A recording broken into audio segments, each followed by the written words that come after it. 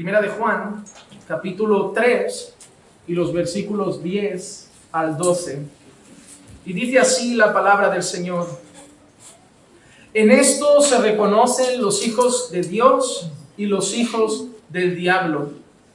Todo aquel que no practica la justicia no es de Dios, tampoco aquel que no ama a su hermano. Porque este es el mensaje que habéis oído desde el principio, que nos amemos unos a otros. No como Caín, que era del maligno y mató a su hermano. ¿Y por qué causa lo mató? Porque sus obras eran malas y las de su hermano justas. Hasta ahí estaremos leyendo, a pesar de que el tema del amor y del aborrecimiento es el tema que va a seguir los próximos versículos, pero quise separar el texto en dos, porque hoy me centraré en un punto principal, en la división clara entre los hijos de Dios y los hijos del diablo, y la semana que viene creo que haremos un llamado al amor práctico, en un mensaje donde Juan nos va a enseñar que amar no es solo decir te amo. Juan nos dirá que no amemos solo de palabras, sino que amemos de hechos. Y nos dará algún ejemplo práctico también. Así que hoy hablaremos de la importancia del amor y la semana que viene hablaremos de la práctica del amor y de cómo Dios quiere no solo que amemos, sino que manifestemos amor y que el ejemplo perfecto, y eso sí lo podremos ver incluso hoy, o más bien la semana que viene, es Jesucristo. Él no se asomó desde su trono a decir, os amo. Él descendió, Él se humilló, Él se entregó, Él pagó, Él murió, porque Él no solo dijo que nos amaba, Él manifestó su amor, y eso nos deberá mover a nosotros, y eso lo podremos aplicar a todos los niveles de nuestra vida. Debemos amar a nuestros compañeros de trabajo, a nuestra familia, a nuestros hermanos, a nuestra esposa, y no debemos hacerlo solo de palabras, veremos lo importante de hacerlo en hechos. Pero lo primero que vamos a ver hoy es dos grupos definidos. En el principio del versículo 10 dice, en esto se reconocen los hijos de Dios y los hijos del diablo. La semana pasada vimos algunos detalles ya de los hijos del diablo, donde Juan nos enseñaba que el que practica el pecado es del diablo.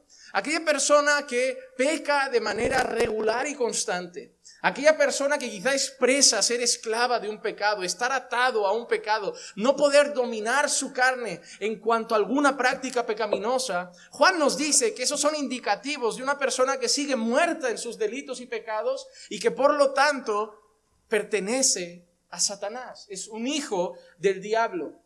Y en el día de hoy el tema sigue más o menos la misma línea y Juan hace, como dije la otra vez, dos columnas. En esto se reconocen los hijos de Dios y los hijos del diablo.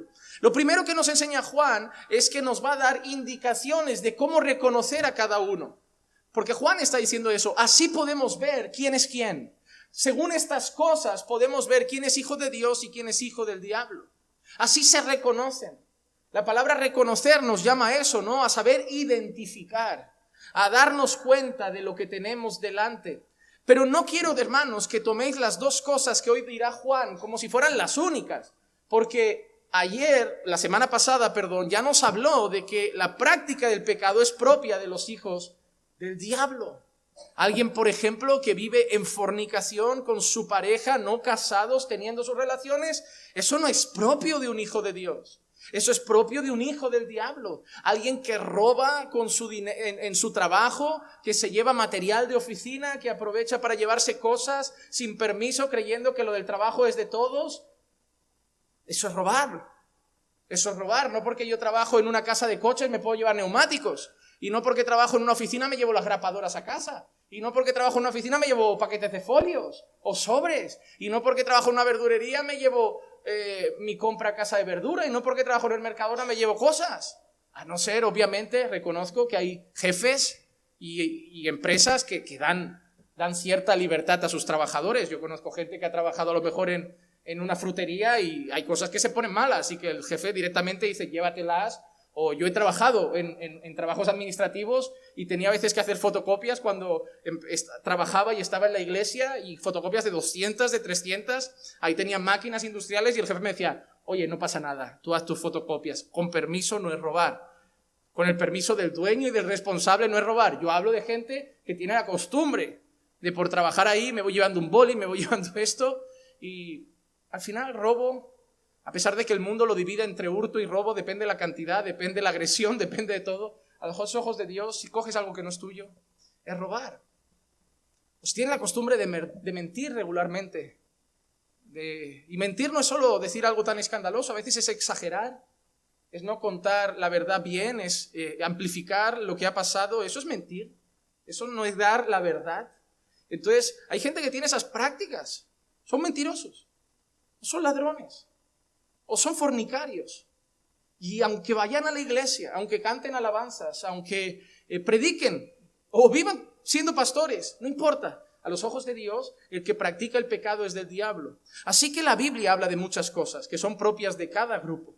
Pero Juan hoy nos dirá dos cosas que reconocen los que son de Dios y los que son del diablo. Y algo interesante, Juan no hace tres grupos. Juan no dice, así en esto se reconocen los hijos de Dios y los hijos del diablo y los que tienen un pie en el mundo y un pie en la iglesia. Juan no dice, así se reconocen los hijos de Dios, los hijos del diablo y los cristianos medio mundanos. No. Juan dice que hay dos grupos. Juan no ve un tercer grupo. Juan no ve una categoría híbrida entre cristiano y mundano porque le gusta un poco de las dos cosas. Juan no ve a ese cristiano que dice, está en la iglesia y le gusta, pero también le gusta el mundo, tengo el corazón partido. Juan no piensa en Alejandro Sanz. Juan ve dos grupos. Así se reconocen los hijos de Dios y los hijos del diablo. Y esto es algo que ya he enseñado, pero quiero aprovechar esta entrada para recordar que la Biblia solo muestra dos grupos. Voy a dar varios ejemplos con algunas referencias. Primero, trigo y cizaña. Mateo 13:20 dice, dejad que ambos crezcan juntos hasta la siega, y al tiempo de la siega diré a los segadores, recoged primero la cizaña y atadla en manojos para quemarla, pero el trigo recogedlo en mi granero. La ilustración habla de trigo y cizaña, pero ¿quién se va a quemar? La cizaña. Nos hace pensar en los hijos del diablo. Entonces, por otro lado, el trigo que acaba en el granero de ese hombre, en el granero del Señor, son los hijos de Dios. También podemos ver otra ilustración, ovejas y cabritos. Mateo 25, 31, 32. Casi todos estos textos apuntan al fin de los tiempos, a la gran recolecta, y donde habrá la gran división, porque ahora estamos todos mezclados. Incluso dentro de la iglesia visible, de las congregaciones, estamos mezclados. Nos guste o no, es una realidad. Nos guste o no, vamos a congregar cristianos y no cristianos juntos, creyendo que lo somos todos. Esto va a pasar aquí, porque nosotros no discernimos las intenciones del corazón. Nosotros no vemos como Jesús, vemos en los evangelios y Jesús veía lo que estaban pensando y Jesús sabía lo que había. Nosotros no, nosotros vemos que cantamos, nosotros vemos que vamos a los cultos, nosotros vemos que no llevamos una vida muy desordenada y vemos que conocemos la Biblia y la leemos. Pero hemos visto en Hebreos que eso no es señal de conversión, la práctica de algunos hábitos religiosos. Nosotros vamos a estar toda la vida, hermanos, así, conviviendo creyentes y no creyentes juntos. Habrá cierta confusión. Obviamente, cuando es muy visible, entra la disciplina bíblica, donde al final el no creyente va para afuera, pero no siempre va a ser tan llamativo como para que haya disciplina. Entonces, el día final sí que no habrá confusión. Porque el que va a juzgar y separar no es un hombre, bajo el juicio de sus ojos. El que va a juzgar y separar es aquel que discierne los pensamientos y las intenciones del corazón. Y el que sabe, no lo que hemos hecho por fuera, sino lo que éramos por dentro. El que sabe si aquí orábamos y en casa no. Si aquí leíamos la Biblia y en casa no. Si aquí congregábamos pero en casa ya nos olvidábamos de las cosas de Dios. Y simplemente vivíamos 3 días religiosos a la semana y el resto de la semana Dios pasaba a un segundo, tercer plano en nuestra vida. Él hará la separación porque Él lo ve todo. Él está en todas partes, a Él no se le engaña. Si estuviera en los cielos, allí está. Si fuera el Seol, allí está. Si me escondiera bajo un monte, ahí está. No hay cómo esconderse, hermano. Hasta a veces tengo un mal pensamiento y digo, Señor, ¿lo viste, no? No tengo, ni yo lo he visto, ni mi mujer lo ha visto, ni los que están en mi mesa, pero tú lo has visto. De Él no se esconde nada. Y la separación va a ser justa, va a ser perfecta. Nadie va a poder reclamar, estoy seguro. Porque a mí alguien me puede decir, pastor, te has equivocado, no has tomado una buena decisión, porque nosotros somos limitados. Pero nadie podrá decir al Señor, te equivocaste conmigo, yo era un buen creyente. Nadie va a poder decirle eso al Señor. Nadie va a poder decir eso al Señor. Creo que es más probable que digamos, no sé qué hago en el granero, porque yo sé que merecía ser quemado como la cizaña que soy, pero gracias a Dios que el Señor me hizo trigo. Por eso iremos con gratitud al cielo, porque sabremos que al final nadie merecía el granero. Pero también habla de oveja y cabrito en esa separación. Mateo 25, 31 y 32 dice, pero cuando el Hijo del Hombre venga en su gloria, ven el lenguaje de la segunda venida, cuando venga en su gloria y todos los ángeles con él, entonces se sentará en el trono de su gloria. Oh hermanos, cuando el Señor venga ya no estará en un pesebre, estará en un trono. Estará en un trono. Qué cambio de escena, ¿eh? Su primera venida pesebre, su segunda venida trono. Su primera venida fue juzgado, su segunda será juez. ¿Y cuántos temblarán delante de él? ¿Cuántos? Y serán reunidos delante de él todas las naciones y separará a unos de otros. ¿En qué grupos? Como el pastor separa las ovejas de los cabritos, trigo y cizaña, ovejas y cabritos. Pero vamos a ver tres ilustraciones más que muestran dos grupos, luz y tinieblas. La Biblia no habla de alguien que está en un terreno gris. A mí me hace gracia que hay personas que me dicen, mira, hay grises en la vida, no todo es blanco y negro. Y digo, para Dios sí. Para Dios sí. El mundo te dice, no, mira, el aborto en este caso no lo podemos decir o prohibido o permitido. Hay casos que hay que tener, no, está mal, es matar. Ya, pero ¿y qué? Hasta entendería que quisieran matar al violador, pero no al chiquillo.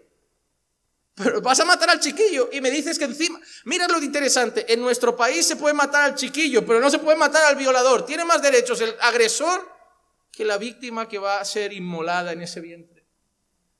O sea, no me hables de grises. Sí, yo no estoy diciendo que las violen y que se aguanten. Claro que es traumático. Hay gente que ha vivido apaleada por sus padres y es traumático. No le deseamos mal a nadie. Y claro que algunas tienen situaciones precarias. Y hasta creo que algunos no tienen capacidad ni recursos de poder tirar adelante a esa criatura, pero hay adopciones. Hay alternativas para no tener que matar.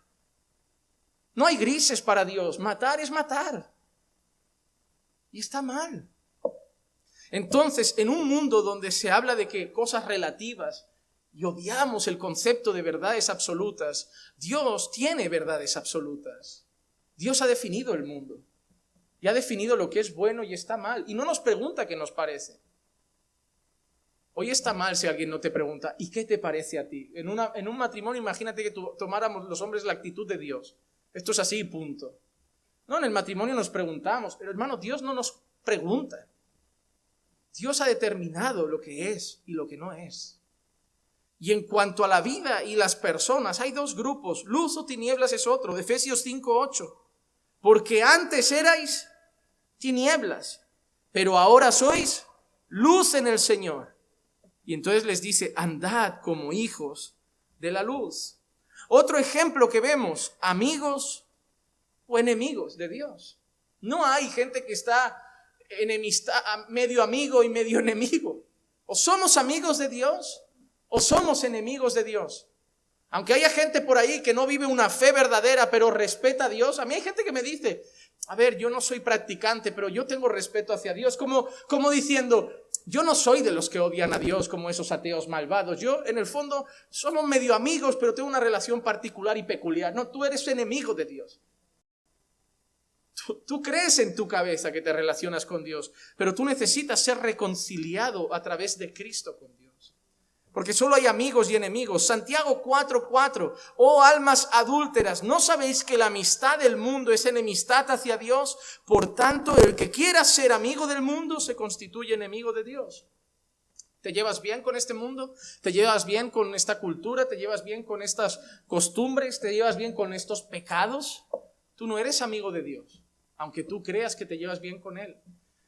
Porque hay gente que simplemente creer que Dios no les manda un rayo que los fulmine, es que Dios no está mal con ellos. pero es que Dios es muy paciente. Pero si no te fulmina aquí, será mañana, en la eternidad. Pero va a haber un día que va a haber un juicio y va a ser justo. Y todos compareceremos ante Él. Y todos serán juzgados conforme a sus obras. Y por último, la última ilustración, vivo o muerto. No hay medio, no estoy medio vivo o medio muerto a los ojos de Dios. Efesios 2:1, y Él os dio vida a vosotros que estabais muertos en vuestros delitos y en vuestros pecados. Entonces, hermano, recapitulando, o eres trigo o eres cizaña, o eres oveja o eres cabra, o eres amigo o eres enemigo, o eres luz o eres tiniebla, o estás vivo o estás muerto, o eres hijo de Dios o eres hijo del diablo. Y debes saber dónde estás. Es urgente saber eso. Tu eternidad está en juego. Porque el destino de las cabras y de las ovejas es totalmente distinto. El destino del trigo y la cizaña es totalmente distinto. El destino de los hijos de la luz y los hijos de las tinieblas es totalmente distinto. Y el destino de los vivos en Cristo y los muertos en delitos y pecados es totalmente distinto. Necesitamos saber dónde estamos. Necesitamos saber a quién pertenecemos. Y ahora, después de mostrarnos que hay dos grupos, el apóstol Juan nos da algunas indicaciones de los que no son del grupo de Dios. Ahora Juan nos va a dar dos datos de aquellos que son cizaña, dos datos de aquellos que están muertos, dos datos de aquellos que son enemigos de Dios, dos datos de aquellos que son tinieblas, dos datos de aquellos que son cabras, dos datos de aquellos que son hijos del diablo. El primer dato, la falta de obediencia a Dios. La falta de obediencia a Dios. El versículo 10 sigue diciendo, todo aquel que no practica la justicia no es de Dios. La primera cosa que dice, Juan ha dicho, voy a deciros cómo se reconocen los hijos de Dios y los hijos del diablo. Primera cosa que os quiero decir, todo el que no practica la justicia no es de Dios. Y justicia no es que hay un problema en casa y tú en vez de decantarte por uno de tus hijos, haces justicia como Salomón y lo partes por la mitad. No, eso no se refiere a esa justicia. Se refiere a la obediencia a Dios. Se refiere al cumplir la voluntad de Dios. Se refiere a conocer y hacer la voluntad de Dios. Por eso Jesús en una ocasión dice, ¿quién es mi madre? ¿Quiénes son mis hermanos? Sino aquellos que conocen la voluntad de mi Padre y la hacen. Aquellos que practican la justicia. ¿O no es el Señor Jesús el que dice, en aquel día algunos dirán, Señor, Señor, en tu nombre echamos fuera demonios, en tu nombre hicimos milagros, en tu nombre profetizamos? Y el Señor dirá, apartaos de mí, yo nunca os conocí. Y hay una expresión muy clara, dependiendo de la traducción, vosotros los que hacéis iniquidad, es decir, los injustos. Los que no obedecéis, los que habéis vivido conforme a vuestro criterio, lo que sabíais que esto era robar y lo hacíais, lo que sabíais que esto era mentir y lo hacíais, lo que sabíais que esto era codiciar y lo hacíais, lo que sabíais que esto era deshonrar a los padres y lo hacíais, sabiéndolo lo hacíais, igualmente que estaba mal y lo hacíais, porque en el fondo no erais mis hijos, porque si me amarais guardaríais mis mandamientos. Entonces la primera marca de aquellos que son hijos del diablo es que no practican la justicia. ¿Cuál es el destino de los que no practican la justicia? El que no practica la justicia a los ojos de Dios es injusto. Y 1 Corintios 6, 9 y 10 dice ¿dónde van? ¿O no sabéis que los injustos no heredarán el reino de Dios? Y mira qué dice ahora, qué interesante. No os dejéis engañar. Ni los inmorales, ni los idólatras, ni los adúlteros, ni los afeminados, ni los homosexuales, ni ladrones, ni los avaros, ni los borrachos, ni los difamadores, ni los estafadores heredarán el reino de Dios. ¿Qué es lo primero que ha dicho el texto? No os dejéis engañar. ¿Qué dice? Dice, ¿no sabéis el qué? Que los injustos no heredarán el reino de Dios, y luego da una lista de un montón de cosas. ¿Sabes qué no son esas cosas? Los injustos.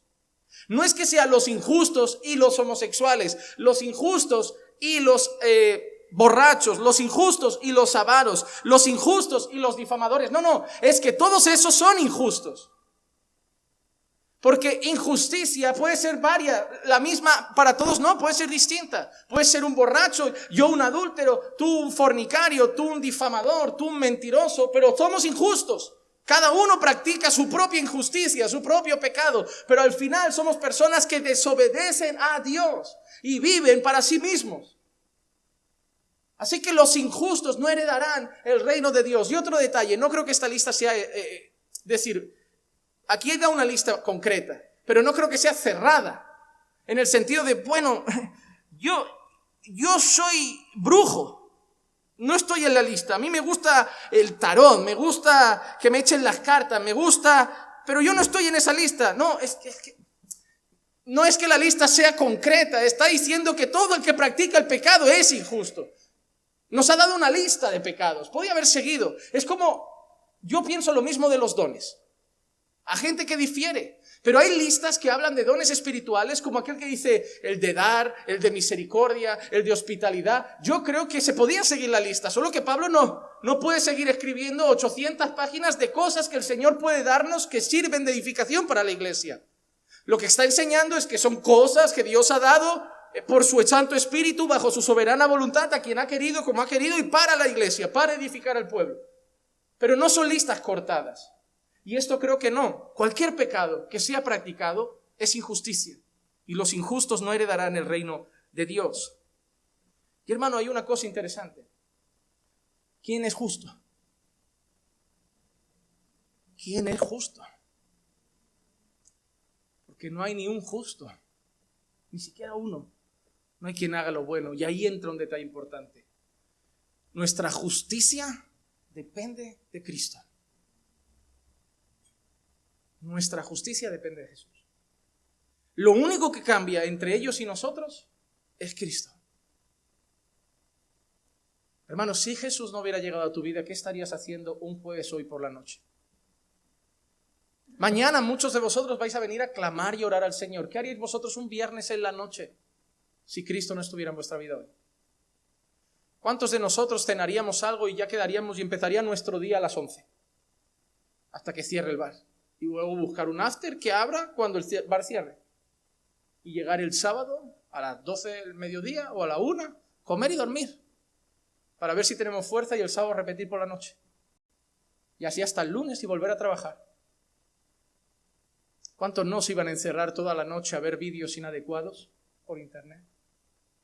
¿Cuántos no iban a tener relaciones inapropiadas con cualquier persona que apareciera? Porque les gustaba satisfacer sus deseos. Lo único que ha cambiado es Cristo. Yo sé lo que estaría haciendo hoy si Jesús no estuviera conmigo. Yo ya no estaría casado, te aseguro una cosa. Mi matrimonio no depende ni de la comunicación, ni del respeto. Son cosas que han venido, claro, pero por Cristo. Mi matrimonio se sostiene por Jesucristo. Si yo no estuviera en Cristo, no estaríamos casados. Yo sé cómo era. Yo no era un hombre hecho para el matrimonio, al menos para un matrimonio bueno. Lo único que ha cambiado entre esos que son injustos y que irán al infierno y nosotros es la justicia de Cristo. Segunda de Corintios 5:21, al que no conoció pecado, le hizo pecado por nosotros que sí conocimos el pecado. Y lo conocimos bien, hermanos, lo conocimos muy bien. Pero él que no conoció pecado, le hizo pecado por nosotros para que nosotros fuéramos justicia de Dios en él. Cuando Jesús, hermano, cuando estemos ante Dios, no va a ser nuestra justicia. No va a ser que nosotros no hicimos nada de eso y llegamos limpitos ante el Señor. Es que cuando Él nos mire, va a ver la justicia de Jesús en nosotros. Se nos ha regalado. Se nos ha regalado, se nos ha otorgado. Y la justicia, hermanos, ahora pasa a ser algo en nuestra vida, porque si la justicia de Cristo está en nosotros, por el Espíritu de Dios, esa justicia se va a ver. No es simplemente algo que nos han puesto por fuera y no afecta a nuestro corazón. Ahora tenemos otra identidad y la justicia es una marca de aquellos que han nacido de nuevo. Mira lo que dijo Juan en 1 de Juan 2:29. Si sabéis que Él es justo, sabéis también que todo el que hace justicia es nacido de Él. es nacido de Él. Hermanos, ningún injusto heredará el reino de los cielos. Nadie que practica el pecado heredará el reino de los cielos. Nadie que vive atado a una práctica pecaminosa heredará el reino de los cielos. Pero nosotros no lo vamos a heredar porque somos perfectos. Lo vamos a heredar porque la justicia perfecta de Cristo ha caído sobre nosotros. Ojo, eso no nos exime de nuestra responsabilidad. Porque la marca de que la justicia de Cristo ha venido sobre nosotros es que ahora vivimos una vida cada vez más justa a los ojos de Dios. Aquel que hace justicia sabemos que ha nacido de Él. Y solo un aviso antes de pasar a la segunda marca. Cuidado con la falsa justicia. Cuidado con la falsa justicia.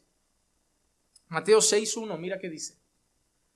Cuidad de no practicar vuestra justicia delante de los hombres, para ser vistos por ellos. De otra manera no tendréis recompensa de vuestro Padre que está en los cielos. Cuidado y examínate.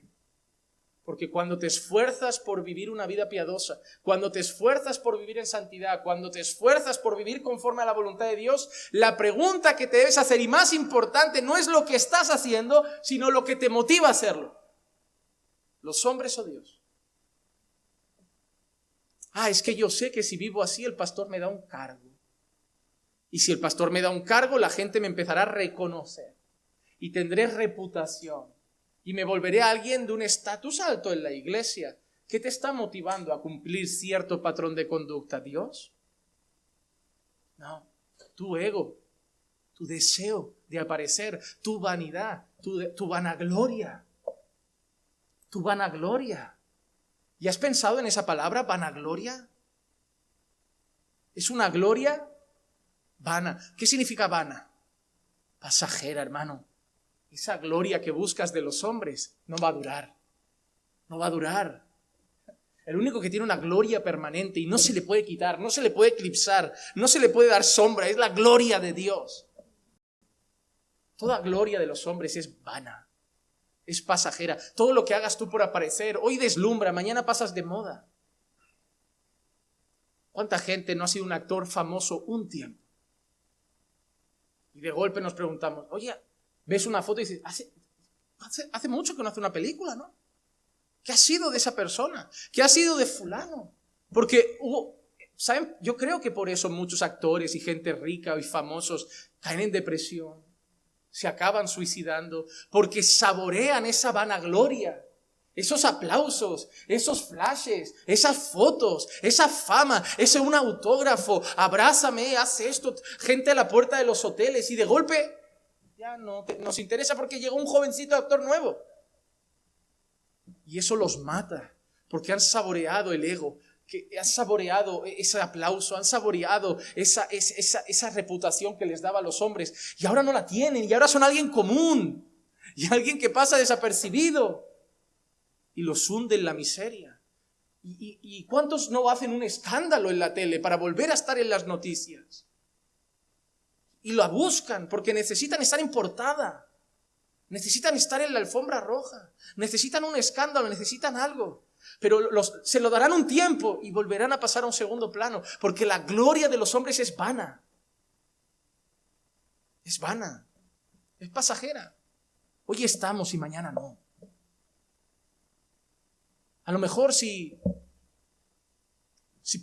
alguien famoso, no sé, un predicador bueno, no sé, Paul Washer muere hoy, ¿cuánta gente iría a su funeral? Un montón, ¿verdad? ¿Y cuánta gente a lo mejor iría y dejaría unas flores conmemorativas en esa tumba? Un montón. Sería un funeral muy visto. La pregunta es, dentro de 10 años, ¿cuántos seguirán yendo a esa tumba? Habrá pasado ya, ¿no? Somos así, somos hierba, que hoy está y mañana se seca.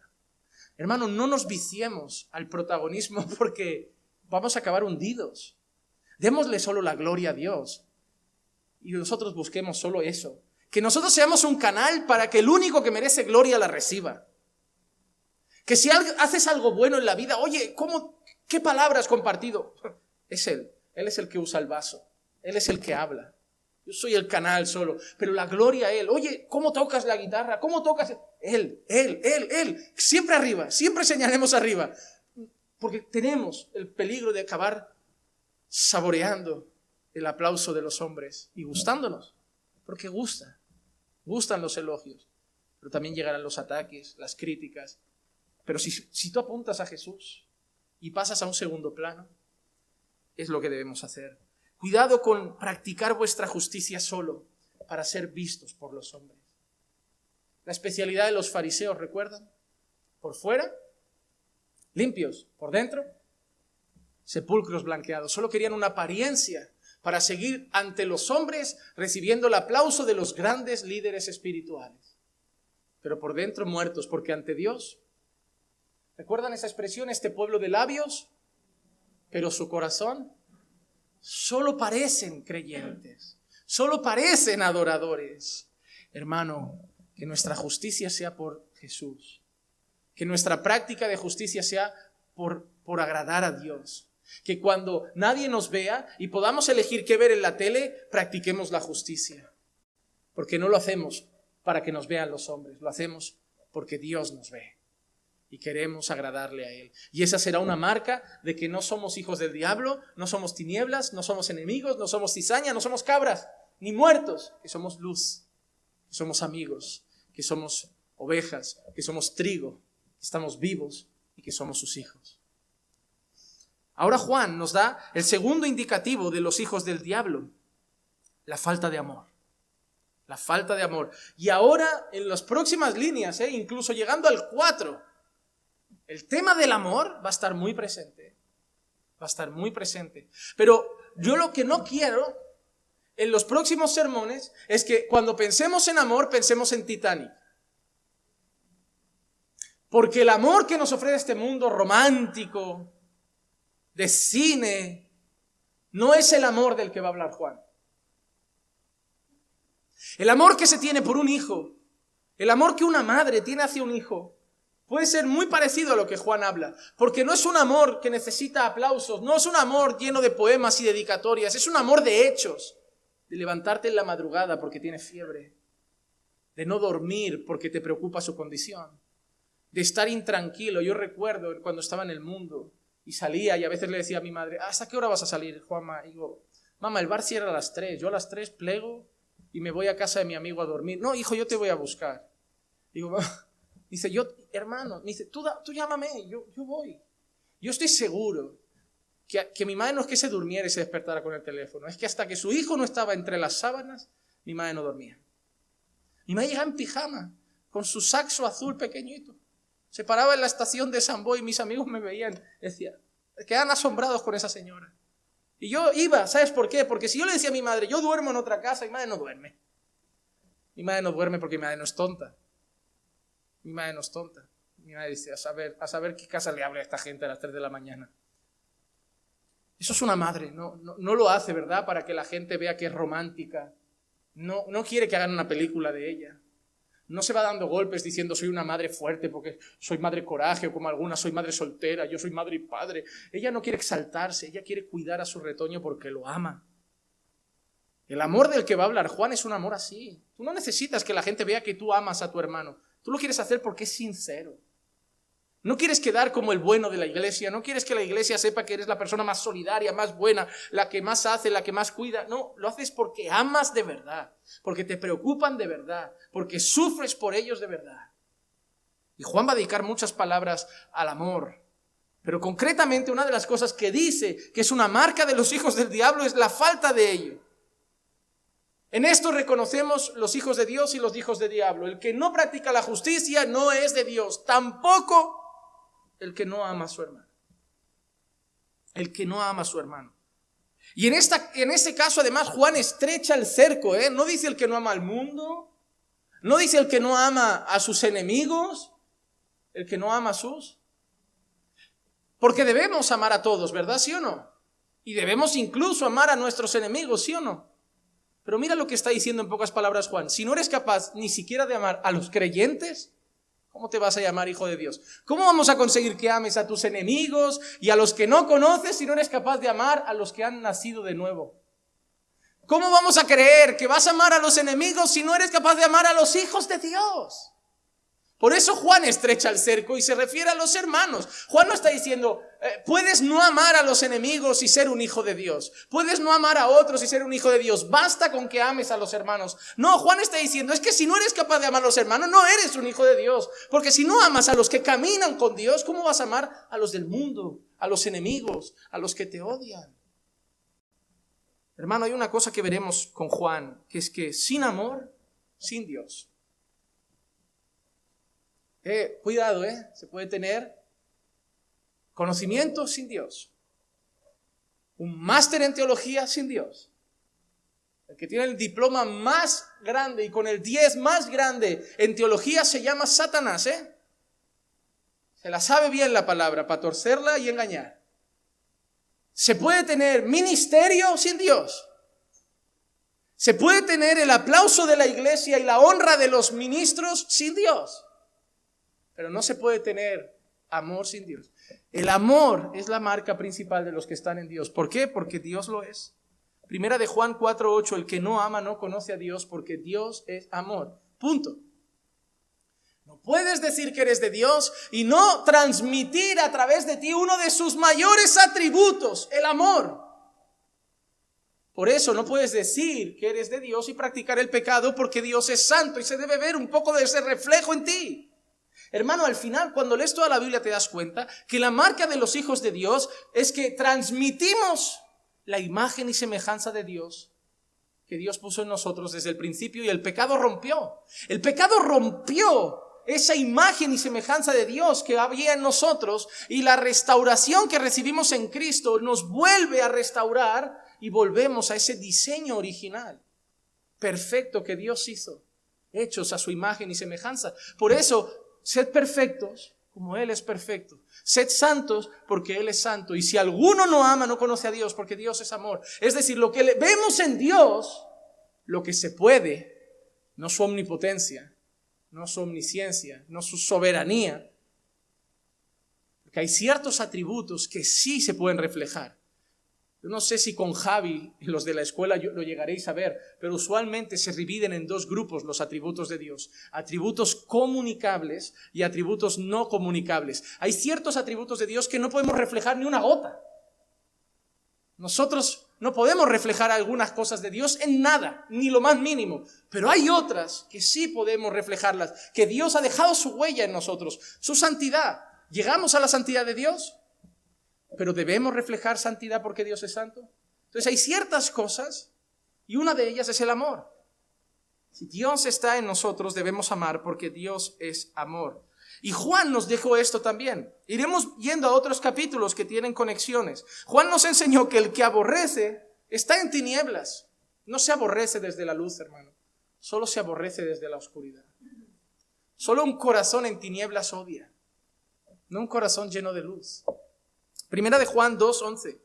Pero el que aborrece a su hermano está en tinieblas y anda en tinieblas y no sabe a dónde va porque las tinieblas han cegado sus ojos. El que aborrece a su hermano está en tinieblas. Así que, hermano, solo hay dos grupos, hijos de Dios e hijos del diablo. Y hay dos marcas que hoy Juan nos ha presentado, no de los hijos de Dios, de los hijos del diablo. Marca número 1, son injustos. Claro, le podemos dar la vuelta y aplicarla a los hijos de Dios. Marca número 1 de un hijo de Dios, practica la justicia. Marca número 2 de un hijo del diablo, no ama. No tiene amor por el prójimo. No tiene amor por el prójimo. Por lo tanto, otra marca de los hijos de Dios, ama al prójimo. Y hermano, lo que yo espero en los próximos días que veamos lo que queda por delante de esta carta, es que entendamos que las personas que tienen la costumbre de congregar y simplemente vengo, recibo y me voy, no aman al prójimo. Las personas que no se relacionan con el prójimo, no se preocupan del prójimo, no oran por el prójimo. Hermano, te aseguro que hoy tengo gente en esta sala que si le pregunto del último mes, no ha orado por ningún hermano de esta iglesia. Te lo puedo garantizar. No te puedo decir quiénes, pero estoy seguro que los hay. Estoy seguro que hay personas que la iglesia es un lugar donde van, y hay personas que han escogido esta iglesia por lo que la iglesia les da en cuanto a doctrina y palabra, porque recibieron mala enseñanza, mala doctrina, malos sermones, había show y dijeron, bueno, al menos yo aquí estoy tranquilo porque me dan cosas buenas. La pregunta es, ¿qué das tú? ¿Qué das tú? ¿Cómo ayudas tú al prójimo? ¿Cómo amas tú al prójimo? Porque puedes recibir mucho y al final irte al infierno y Dios decirte, en ti no había una pizca de amor. Buscaste la iglesia por ti, nunca pensaste en los demás. Todas tus decisiones giraban en torno a ti y a tu casa. Nunca pensaste en cómo afectaba a tus hermanos, a los demás. Hermano, cuidado, que aborrecer no es simplemente tirarte una piedra, traicionarte a las espaldas. Ignorarte es aborrecer. Si yo veo un accidente de coche, voy por la noche conduciendo a la 1 de la madrugada y veo que un coche se sale, se golpea y yo digo, tengo sueño, me voy a casa que es tarde y no me paro, yo no puedo decir que amo al prójimo. Porque esas situaciones definen a veces vida y muerte en cuestión de minutos. ¿Cuándo pasará el próximo coche? ¿Y si no para? Yo no sé primeros auxilios, pero no sé, algo se podrá hacer. Llamar, pararte, auxiliar, hablar, mantener despierto, no sé lo que se dice. No te duermas, no cierres los ojos, tengo frío, pues ponle una manta, pero quédate conmigo. Como yo me sé las frases de las pelis, es lo único que haría en esa escena. Quédate conmigo, no te vayas. No cierres los ojos, háblame. No sé qué haría. Pero el ignorar es aborrecer. Es aborrecer. ¿A mí qué me afecta lo de Ucrania y Rusia? Hasta que no llegue a España. Ignorar como que no va conmigo es aborrecer. Porque a veces amamos solo a los que están en mi sector, en mi grupo, en mi club. Más allá. Otra iglesia, no es mi iglesia. Otra familia, no es mi familia. Otros niños, no son mis hijos. Que cada uno cuide de lo suyo. Ese es el lenguaje de este mundo. Pero no es el lenguaje de Cristo. Una de las cosas, siempre luchamos para que el Señor nos quite la inmoralidad, nos quite la mentira, nos quite la soberbia, pero se nos olvida que hay cosas que pasan muy desapercibidas. ¿Te has hecho alguna vez esa pregunta? ¿Amas de verdad a la gente? Yo un día le dije a Clicia una cosa y me di cuenta, tarde, pero estoy aprendiendo ahora. Le dije, Clicia, yo te amo, pero te amo mal. Te amo como yo creía que era el amor, pero no como Cristo enseña. Y ahora me he tenido que parar, incluso como pastor, como esposo, como hijo de mis padres, y preguntarme muy intencionalmente, ¿amo bien? ¿Amo realmente? Hermano, yo soy una persona que por mucho tiempo he sido muy fría. Si se me muere un primo, a lo mejor yo duermo a pierna suelta porque no tiene mucha relación. No me afecta a veces. Pero si me pasa algo de mi núcleo, sí. Y me di cuenta que a veces no amaba más allá de mi círculo, porque mi círculo me afecta. Porque pierdo a alguien de mi círculo. Y empecé a entender que Dios en su palabra me hace abrir mucho más ese círculo. Que la historia de mi vida ahora ya no es mi casa. Que sí que hay un orden. Primero Dios, luego mi esposa, mi familia, mi iglesia, pero el resto entra en el grupo. Sí, cuando tengo que tomar decisiones voy por prioridades. Tengo sustento, primero mi casa. ¿Qué queda? Pero voy en prioridad. Pero no me quedo ahí en mi casa y el resto para la buchaca, no. ¿Y si ahora puedo mandar, no sé, 100 a Ucrania? Porque hay gente que lo necesita y se ha quedado sin realmente nada. No es mi núcleo. No me va a aportar nada. No me van a devolver 200. Y no lo voy a dar pensando, bueno, mañana Dios me devuelve multiplicado porque hay una bendición. Porque al final sigo pensando en mí, no hay amor. Es como esta gente que ofrenda esperando que Dios le dé más. Somos tan egoístas que ¿por qué diezma mucha gente? ¿Por miedo a que venga el devorador? ¿O porque Dios abrirá la ventana del cielo y derramará bendición? O sea, nunca es amor, ¿es miedo o es interés? Somos muy egoístas, que hasta las cosas espirituales las hacemos con intenciones para nosotros. Voy a ayunar. ¿Por qué? ¿Por mi marido? ¿O por mi hijo? ¿O por un trabajo? ¿O por mi enfermedad? ¡Ostras! No has ayunado en un año y mira que había hermanos que podían recibir tu ayuno, o por tu santidad, pero no, siempre es cuando mi casa tiene una necesidad. Es cuando empiezo a escribir a la gente, hermanos, cadena de oración. Que mi tía en Perú está coja y le van a cortar el pie. Le digo, han cortado el pie a 30.000 en España y no oraste, Pero han tocado tu núcleo, ¿verdad? Nadie viene a correr al despacho del pastor a decir, pastor, tenemos que orar. ¿Por qué? ¿Por qué? ¿Por qué? Por mi hijo, por mi esposo, por mi casa, porque me quedé sin trabajo. Nadie te viene a decir por el hermano. Qué bonito sería que empezáramos a ser un poco más desinteresados. Que sepamos que hay gente que sufre más, que lo necesita más, y que tenemos mucho más de lo que creemos que tenemos. Somos ricos y a veces creemos que somos pobres. Hermano, el amor es una marca del Hijo de Dios. Y estas semanas espero que entendamos que el amor hay que abrir la puerta, para que entre más gente en nuestro núcleo. Y que se debe manifestar un poco más. Versículo 11 nos enseña que el mensaje que nos trae Juan no es un mensaje nuevo. Dice, porque este es el mensaje que habéis oído desde el principio, que nos amemos los unos a los otros. Juan dice, la marca del Hijo de Dios es que ama al prójimo. Pero no es nuevo, ha sido el mensaje de siempre. El gran mandamiento, cuando le preguntan a Jesús, ¿cuál es? Mateo 22, 36 al 40. Maestro, ¿cuál es el gran mandamiento de la ley? Ojo la pregunta. No es el gran mandamiento de los tuyos o del Nuevo Testamento o del cristianismo moderno. ¿No le preguntaron eso? ¿Cuál es el gran mandamiento de la Torá? ¿Cuál es el gran mandamiento desde Moisés? Y Jesús responde, amarás al Señor tu Dios con todo tu corazón y con toda tu alma y con toda tu mente. Ese es el grande y el primer mandamiento. ¿Ok? ¿Por cuál le preguntaron? ¿Por cuál le preguntaron? Por el primero. Hasta ahí que ha respondido. El primero. ¿Podía haber dejado la respuesta ahí Jesús? Sí, porque no le preguntaron por el segundo. Jesús no, le preguntaron por el segundo. No, le preguntaron por cuál. Y les acaba de decir, este es el primer y gran mandamiento, punto. Cualquier fariseo podía haber dicho, bien, ya está, me voy. Jesús como que los coge, espera, ven, que esto no acaba aquí.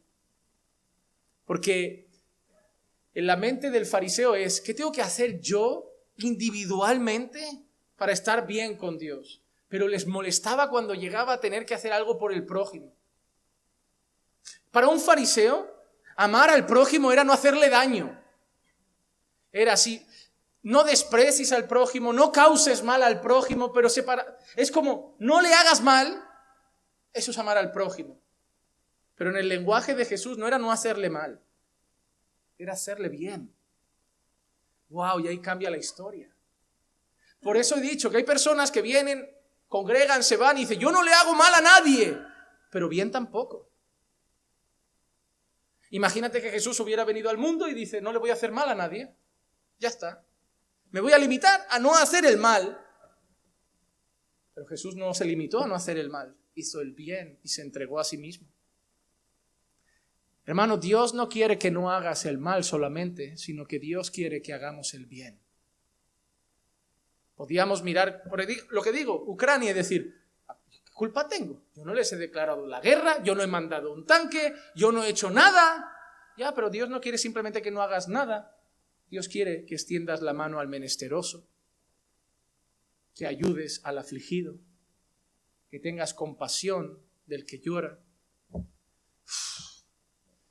Es que ser cristiano da trabajo. Y nos gustan más las religiones muertas.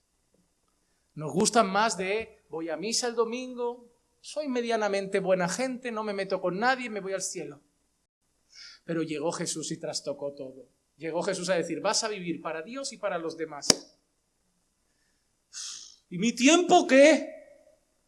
¿Y en mí quién piensa? Porque eso es lo que nace de nuestro corazón. Yo me doy a los demás y cuando yo estuve mala, nadie me visitó. Interesada, ¿no? ¿Lo hiciste solo para echarnos en cara lo que habías hecho? No había amor entonces. ¿Te has dado cuenta cómo el cristianismo va a tener que empezar a cambiar mucho en nuestras vidas y preguntarnos si no estamos simplemente viviendo una religión vacía? Hermano, cristianismo es decir, ahora vives para Dios y el prójimo. Ya, pero en mi tiempo libre, aprovecha los minutitos de descanso que tengas, porque el prójimo va a estar llamando constantemente y te va a necesitar. Es difícil ser creyente, hermano, porque la primera cosa que nos pide Jesús cuando vamos a dar un paso detrás de Él es négate a ti mismo, porque te voy a pedir que vivas para todos ellos. Y como tú seas el primero en tu historia, no vas a dar un paso. Así que lo primero que vas a tener que hacer para ser mi discípulo es negarte. Hermano, es lo más difícil. Es lo más difícil. ¿Cuántas veces no salís? A veces yo veo en grupo, vamos a comer a tal sitio y empieza el dilema. A mí es que ese no me gusta. Es que a mí ese no me gusta.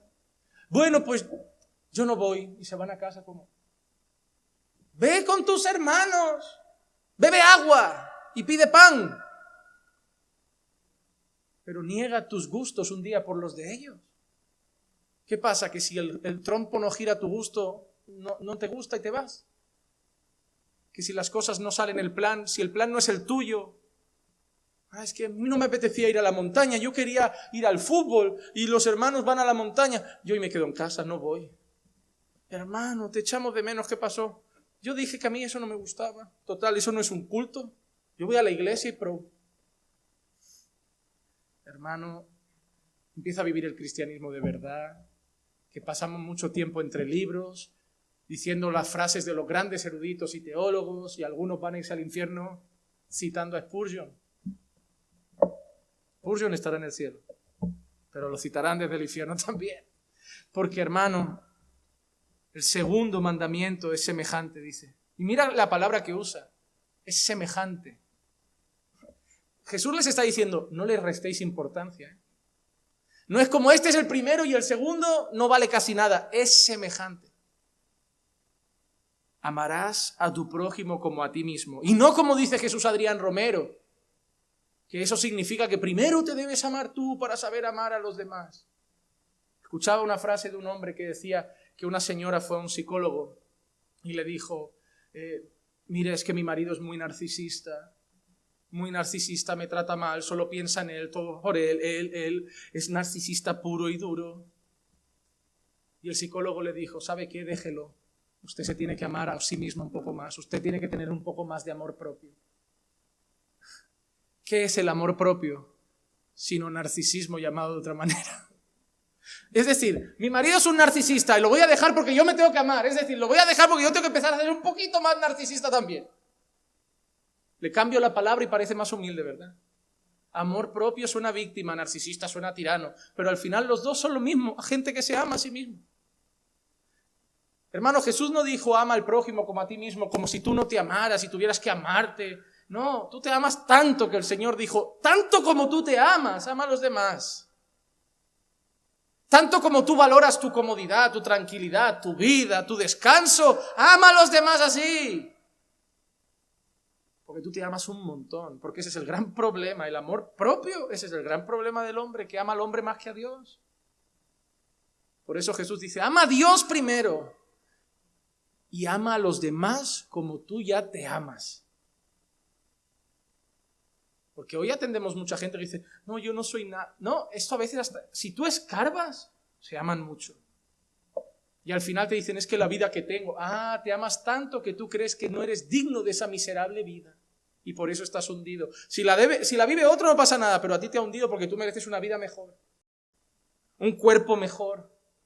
Y estás ahora deprimidísimo con tu cuerpo. ¿Culpa tuya? Hermanos, nos sobra amor propio. Nos sobra. Más, debemos orar al Señor para decir, Señor, ayúdame a amarme menos y amar más a los demás. Soy demasiado protagonista en la historia de mi vida y quiero que tú seas el protagonista. Yo quiero ser un actor de reparto.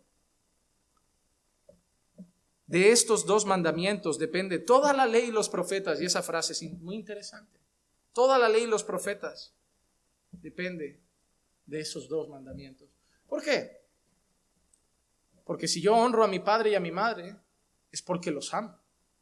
Porque si yo no robo, es porque amo a la persona a la que pienso robarle, y como la amo no le quito nada. Porque si yo amo a mi hermano, no levanto falso testimonio, ¿no? Todos los mandamientos que afectan a nuestra relación con Dios y a los demás dependen de esos dos. Cuando tú caes en adulterio, ¿cuál es la raíz? Falta de amor a tu esposa. Luchamos mucho contra la inmoralidad, pero la pregunta es, ¿y si creciera el amor que tengo por mi esposa? El respeto, la honra, no lo haría. Porque lo que hay una falta es de amor. Me amo a mí más de lo que amo a mi esposa y por eso me satisfago a mí. Y la traiciono a ella. Todo depende del amor. Así que muchas de las oraciones tuyas de Señor, cambia esto, hazme más así, quita esto. Si las cambiaras de dirección, ayúdame a amar más a Dios. Ayúdame a amarte más a ti y amar más al prójimo. Igual las cosas empezarían a ir. Porque lo que nos falta es amor hacia los demás. Si tú amas a tu esposa como Cristo ama a la iglesia, no vas a adulterar. No vas a adulterar. El problema es que no la amamos tanto como Cristo ama a la iglesia. Y esa debe ser nuestra oración. Yo le pido a Dios cada día, ayúdame a amar a la iglesia. Y tú dirás, sí la amo, pero como Cristo ama a la iglesia, todavía no llego. Todavía no. Se lo pido cada día. Porque Cristo no le levantaría la voz a su iglesia. Cristo no traicionaría a su iglesia. Cristo no ignoraría a su iglesia. Cristo sirve a su iglesia, cuida a su iglesia, dio su vida por su iglesia. Entonces yo cambié mi oración de hazme buen esposo a ayúdame a amarla. Cuando la ame, seré el esposo que tú quieres que sea. A veces nos vamos a los síntomas y tenemos que apuntar a la enfermedad. Todos son síntomas que apuntan a una falta de amor. O hacia Dios o hacia el prójimo. Y vino Jesús para cambiar todo eso. Juan 15:12. Este es mi mandamiento. Y la frase ahora es difícil, hermano. Que os améis los unos a los otros. Y ojalá la hubiera dejado ahí. Ojalá hubiera acabado ahí la frase. Porque sería fácil. Pero lo que dice después no es fácil. Como yo lo he hecho. No, Señor. Jesús es especialista en dar un subidón y luego un bajón. Es como, ama a Dios sobre todas las cosas, vale, y al prójimo como a ti mismo. Este es mi único mandamiento, que os améis los unos a los otros. ¿Solo? Como yo os he amado. No, hombre, no. Tú has dado tu vida. Has puesto el listón demasiado alto. Maridos, amad a vuestras esposas. Ella se debe sujetar y yo solo amar. Como yo amé a la iglesia, ¿qué va? Pues claro que se va a sujetar. Si me toca ser el marido perfecto, Jesús te sube aquí y luego revienta tu orgullo. El cristianismo es difícil porque el cristianismo apunta al corazón. Musulmanes, prohibido, prohibido, permitido, permitido, haz esto y quita esto. Al paraíso. ¿Cómo cree un judío que se salva? Haz esto, quita esto, come esto, quita esto. Eternidad para ti. ¿Cómo cree un mormón que se salva? He hecho algo malo, compénsalo con una buena obra. He hecho otra cosa mala, compénsala. Y al final que la balanza te salga positivo. Para ti eternidad. Así son todas las religiones. Jesús, dame las 4 normas, pónmelo así de sencillo. ¿Qué tengo que hacer y dejar de hacer y me voy al cielo? Pero Jesús apunta donde más duele. Al corazón. Para que al final, por mucho que nos esforcemos, tengamos que reconocer que solo somos salvos por gracia. Porque el corazón no lo cambiaremos totalmente nunca. Y terminamos con el versículo 12. El ejemplo de Caín. Y lo he titulado así, los imitadores de Caín. Y llegamos al final con Caín. ¿Por qué?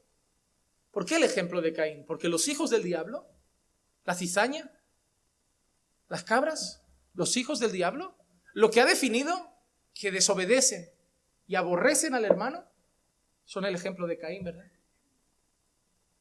Al final no es Caín la línea sucesoria de los hijos del diablo. No como un falso profeta que se levantó hace unos años que dijo que Eva tuvo literalmente porque lo llaman la simiente. Pondré enemistad entre tu simiente y la simiente de la... Y esas expresiones las usó un hombre hace años que hasta hoy siguen sus locos seguidores, creyendo que literalmente Eva y el diablo tuvieron un hijo y fue Caín. Pero eso no es lo que expresa el texto. Los fariseos dicen que sois como vuestro padre el diablo. Y el diablo no fue engendrando niños por ahí y fabricando fariseos. Pero habla de sus obras, porque las obras de vuestro padre hacéis. Porque él mintió o fue homicida desde el principio. Y dice Juan, no como Caín, que era del maligno, y mató a su hermano. Lo mató. Y veremos cómo Jesús eso lo lleva al corazón. ¿Recuerdas? El que habla mal, aborrece, ya es un homicida. ¿Y por qué causa lo mató? La gran pregunta, ¿por qué causa? Porque sus obras eran malas y las de su hermano eran justas. La muerte de Abel la registra Génesis 4:8, y Caín dijo a su hermano Abel, vayamos al campo, y aconteció que cuando estaban en el campo, Caín se levantó contra su hermano Abel y lo mató. Pero la pregunta interesante es esta, ¿y por qué causa lo mató? Porque sus obras eran malas y la de su hermano eran justas. Génesis 4:5 vemos la envidia de Caín. Pero a Caín y su ofrenda no miró con agrado, y Caín se enojó mucho y su semblante demudó. Te digo una cosa, Dios no miró con agrado la ofrenda de Caín, ¿verdad? Si la ofrenda de Abel no la hubiera mirado con agrado, si los dos estuvieran reprobados, Caín no mata a Abel. Es como si los dos hemos recibido un suspenso, yo feliz porque hemos suspendido todos. Pero lo que le molestó a Caín es que Dios se agradó con Abel. La envidia llevó al asesinato.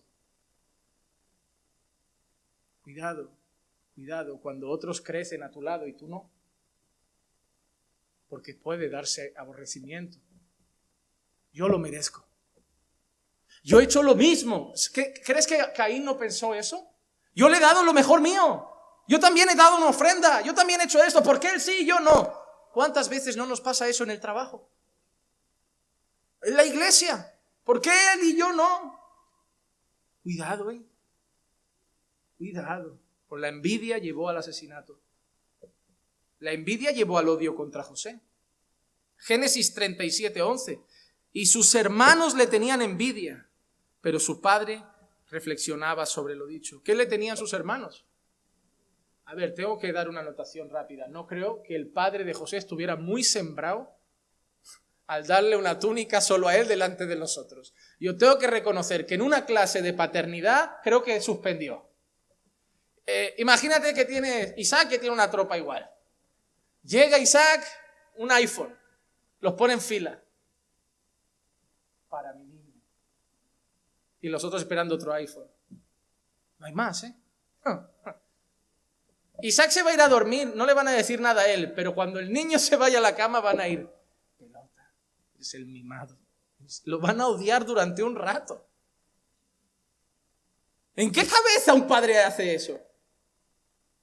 El padre llega con una túnica de colores que llevaría tiempo hacerla y sería de un valor costoso. Pone a los hijos en fila para el más guapo. Y normalmente el que más se debe haber irado es el primogénito. Porque en aquel entonces la primogenitura tiene mucho valor. Pero lo que sí que vemos es esto, que una túnica llevó a un plan de asesinato. La envidia llevó al aborrecimiento, el aborrecimiento llevó al homicidio. No lo llegaron a matar, pero se habló de ello. Dios tuvo gracia porque también Dios tenía un soberano plan que ya había anunciado en sueños. Y el último caso de cómo la envidia llama a tramar contra matar a alguien, David.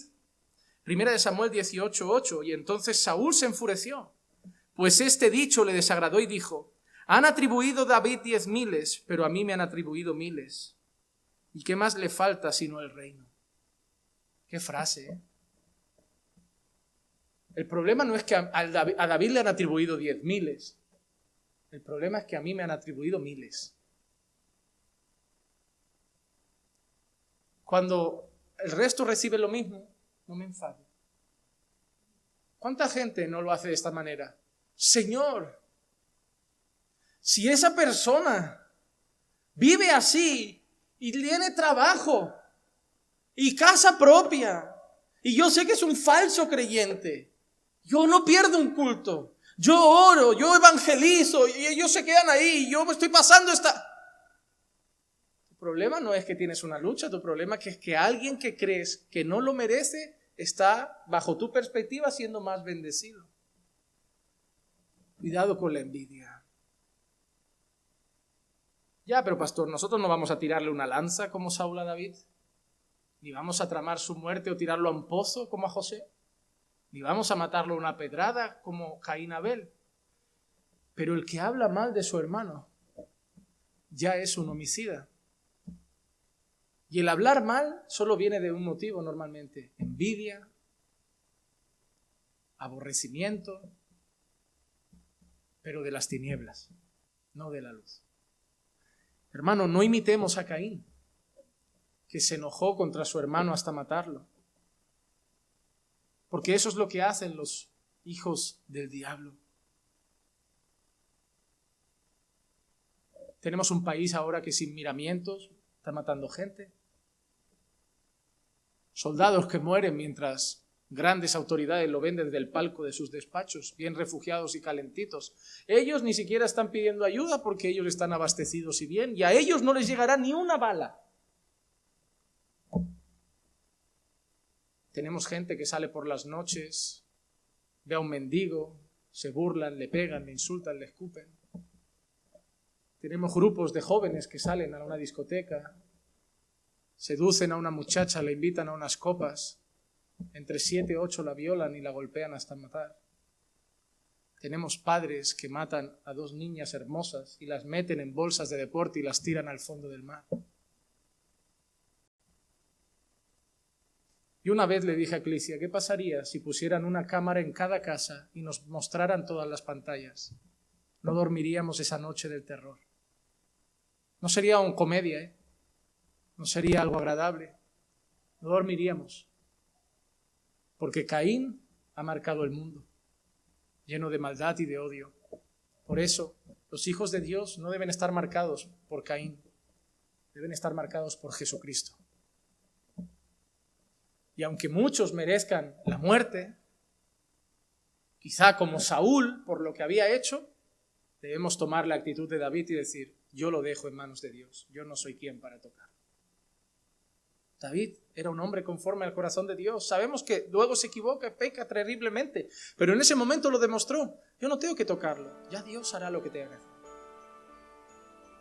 Que tengamos esas actitudes, hermanos, que esta palabra hoy nos lleve a ver en qué grupo estamos y sobre todo que las que vienen nos lleven a ampliar nuestro círculo de amor y a practicarlo de la manera bíblica.